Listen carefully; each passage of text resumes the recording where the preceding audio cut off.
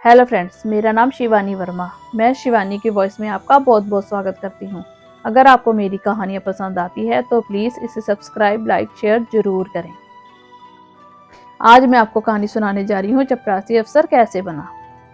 एक लड़का जो करीब 25 साल की उम्र का था, चपरासी की नौकरी के लिए एक बड़ी कंपनी में इंटरव्यू देने गया। उस कंपनी के मालिक ने उससे कहा, अगर तूने यह फर्श अच्छे से साफ किया तो तुम्हारी नौकरी पक्की। बस फिर क्या था, उस आदमी ने फर्श को एकदम से अच्छे से चमका दिया। जैसे ही मालिक ने देखा तो उसने देखते ही कहा कि तुम्हारी नौकरी पक्की, तुम कल से काम पर आ जाना।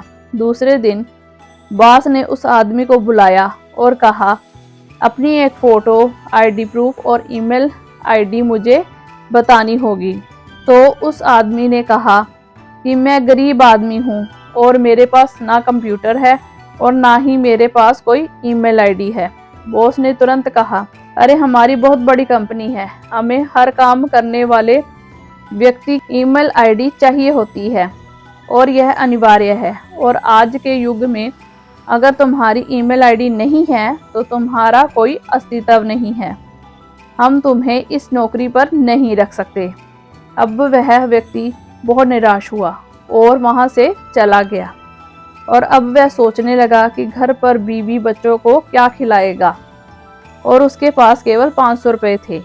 उसने फैसला किया कि वह सब्जी बेचकर थोड़ा पैसा कमा लेगा। उसने 500 रुपये के आलू खरीदे और 2 घंटे में उसके सभी आलू बिक गए और उसने फिर से 500 रुपये के आलू खरीदे और फिर से बिक गए।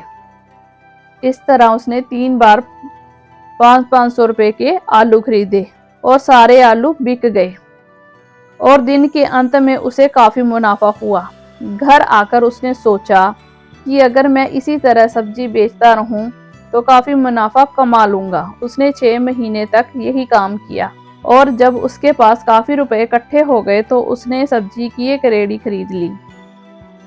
अब उसका काम बहुत अच्छा चलने लगा। बहुत जल्द उसने ट्रक से सब्जी बेचनी शुरू कर दी और देखते ही देखते उसने सब्जी बेचने का थोक का काम शुरू कर दिया। अब हर दिन 10 से 15 ट्रक तक सब्जी डिलीवरी करने लगा, जिसके कारण उसने कुछ व्यक्तियों को भी काम पर रखा था।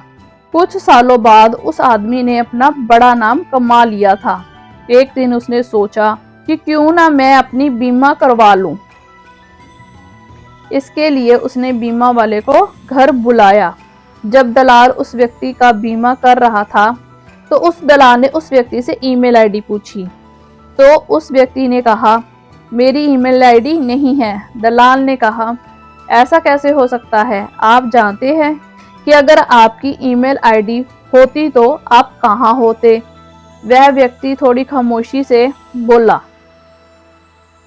अगर मेरी ईमेल आईडी होती तो मैं एक चपरासी होता। यह बात बीमा करने वाले दलाल को समझ में नहीं आई और मुझे पता है कि आप लोगों को जरूर समझ में आ गई होगी। तो दोस्तों, अगर आज आपके साथ कुछ अच्छा नहीं हो रहा तो निराश मत होइए।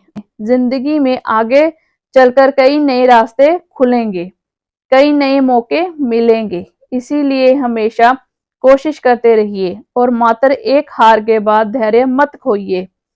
और क्या पता कामयाबी अभी आपकी अगली कोशिश में हो जाए। धन्यवाद।